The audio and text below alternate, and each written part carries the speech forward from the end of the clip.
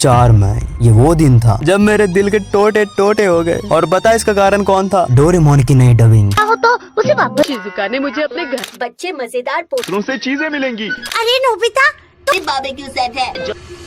इस मूवी के डबिंग से मुझे ये तो पता चल गया कि हमारे चाइल्डहुड के ओजी डोरेमोन की जर्नी अब खत्म हो चुकी है। हाँ, सुनकर बुरा लगता है कि कितने जल्दी हम लोग बड़े हो गए। अब ना तो नए एपिसोड्स और ना ही नए फिल्मों में हमें वो पुरानी वाली बात दिखती है। अब शायद सही में हमारा चाइल्डहुड पीछे छूट चुका है। अंदर से ऐसा फील आता है कि कल ही तो बारिश होने से स्कूल ना जाने के कारण घर में बैठकर मैगी खाते खाते डोरेमोन देख रहे थे। पर अब ये वाले गोल्डन मेमोरीज सच्ची में वापस नहीं आने वाले। पर अब सवाल ये आता है कि क्या ये नई डबिंग पुराने डबिंग की तरह डोरेमोन की अनमैचेबल लेगेसी को संभाल पाएगी? क्या डोरेमोन के पुराने ऑडियंस इन नए आवाजों को अडॉप्ट कर पाएगी, या अब सही में डोरेमोन का डाउनफॉल अब शुरू होने वाला है? और कौन से नए डबिंग आर्टिस्ट पुराने डबिंग आर्टिस्टों की जगह ले रहे हैं? और क्या डोरेमोन की नई फिल्मों में पुरानी फिल्मों की तरह बात है? ये सब जानेंगे इस वीडियो में।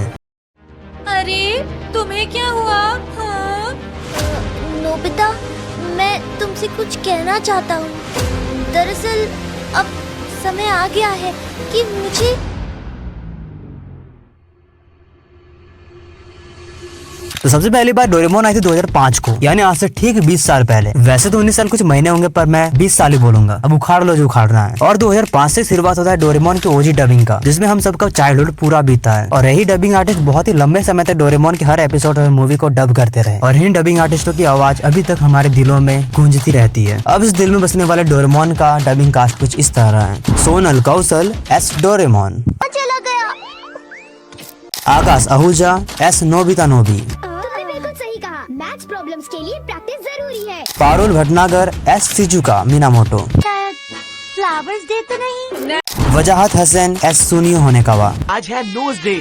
दीपास कक्कर एस टाकेसी गौडा, जिसे हम जियान भी कहते हैं। बनाना डे है। और नोबिता के क्लास के हीरो यानी डेकिसुगी को पल्लवी भारती जी ने अपना आवाज दिया था। चलो, मैंने तुम सबका पुराने यादों को ताजा कर दिया। अब कैसा लग रहा है? अब मैं एक एक करके बताता हूँ कि डोरेमोन के पूरे कार्टून फ्रेंचाइजी में किस किस कैरेक्टर का आवाज कब कब और किसने चेंज किया। नंबर 1 पर हमारा प्यारा डोरेमोन आता है, जिनका आवाज सबसे पहले सोनल कौशल जी ने दिया था, जिन्होंने अपनी आवाज सीजन 1 से सीजन 16 तक डोरेमोन को दी थी। फिर सीजन 17 में आई स्मृति शुक्ला, जिन्होंने सिर्फ सीजन 17 में ही डोरेमोन को अपनी आवाज दी थी। फिर सीजन 18 से 20 तक डोरेमोन को मेघना ईरानी जोशी ने अपनी आवाज दी थी। और आखिर में आती है आयुषी प्रकाश, जिन्होंने सीजन 21 से अब तक प्रेजेंट टाइम तक अपनी आवाज देते आ रहे हैं। फिर आता है दिमाग से नल्ला और दिल से आइंस्टाइन यानी कि नोबिता नोबी, जिनको सबसे पहले यानी 2005 से 7 तक आकाश आहूजा जी ने अपना आवाज दिया था। ये डोरेमोन के एकदम ओल्ड एपिसोड्स में डबिंग करते थे, जब डोरेमोन सिर्फ एक सिंपल कार्टून लगता था, ना ज्यादा एनिमे वाला एनिमेशन और ना ही मॉडर्न टेक्सचर्स। सबसे ओजी लड़का वाला आवाज। फिर आता है सिमरन कौर, जिन्होंने 2008 से 17 तक एक लंबे वक्त तक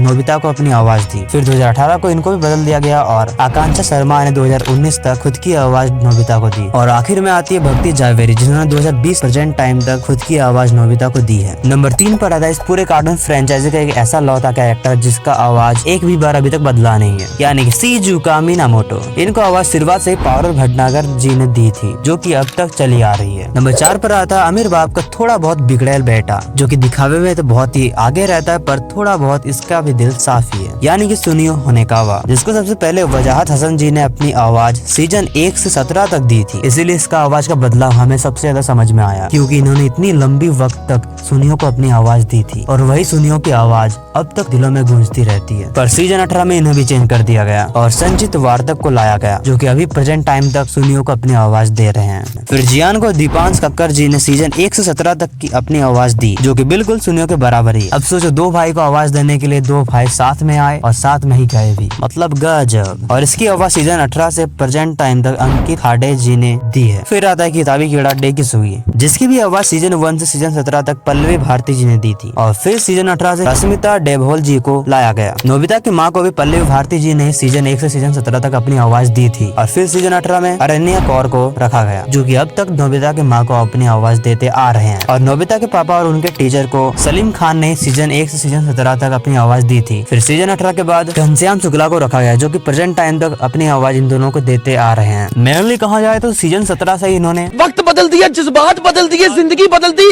और हमारे चाइल्डहुड का गला घोट दिया। हाँ, ये भी सही है कि वक्त बदलाव मांगती है और वक्त के साथ हर चीज बदल जाता है और जो ना बदले वो मिट जाता है। अब देखो, अगर बात की जाए इसके डाउनफॉल की, तो मैं पहले बता दूं, इसकी ओजी ऑडियंस यानी कि हम लोग पहले से डोरेमोन को देखना छोड़ चुके हैं, क्योंकि इसमें बहुत सारे बदलाव बदलाव और हमारे अंदर आती मैच्योरिटी कारण ये कार्टून उतनी अच्छी हमें नहीं लग रही, जो कि कहने की बात है, मुझे तो अभी भी अच्छी लग रही है और मैं इसकी बहुत सारी मूवीज अभी भी देखता हूँ, रिपीट करके और जितने ओजी ऑडियंस है वो भी इसको अभी तक देखते ही होंगे, कन्फर्म मैं बोल रहा हूँ। चाहे जितना ऊपर बोल रहा है मैं बड़ा हो गया हूँ, मैं अभी नहीं देखता कार्टून, उरी माय गॉड, सालों दिखावा करना छोड़ दो, क्या फायदा दिखावा करने का। मैं तो क्लियर बोलता हूँ, अभी भी मैं टीवी में डोरेमोन चालू करके खाना खाता हूँ, वैसे कभी कभी चालू करता हूँ। और जैसा कि मैंने पहले ही कहा, वक्त बदलाव मांगता है, वैसा ही इसके डबिंग में और इसके ग्राफिक्स में बदलाव आए हैं, जो कि हो सकते हैं इस पूरे कार्टून फ्रेंचाइजी का ओजी ऑडियंस यानी कि हम लोग को उतना अच्छा नहीं लगे, पर जो आजकल के जनरेशन के बच्चे हैं, वैसे तो बच्चे डोरेमोन को देखते ही नहीं, पहले से रील से निकलेंगे तब ना डोरेमोन को देखेंगे। तो मैं तुम लोग को लिख के बताता हूँ, तुम लोग कमेंट में कुछ भी भौंको, अगर किसी बच्चे का बचपन डोरेमोन पर बीता है तो उसे शुरुआती सारे नॉलेज मिल जाएंगे जो कि उसे एक अच्छा इंसान बनाने में मदद करेगी। इसीलिए मैं हमेशा से कहता हूँ कि बच्चों को पहले से रील का एडिक्शन लगाना छोड़ो, दिखाना ही है तो पहले टीवी पकड़ाओ, जो कि हम लोगों ने अपने बचपन में फील किया था कि कैसे हम डोरेमोन को देखने के लिए 3-3, 4-4 घंटा इंतजार करते थे, कि कैसे सिर्फ डोरेमोन को देखने के लिए स्कूल ना जाने का फैमिली के पास बहाना बनाते थे। पर आजकल के बच्चों में तो ये दिखता ही नहीं है। छोड़ो, टॉपिक से भटकते नहीं है। चूंकि इस पूरे कार्टून फ्रेंचाइजी में डबिंग आर्टिस्ट का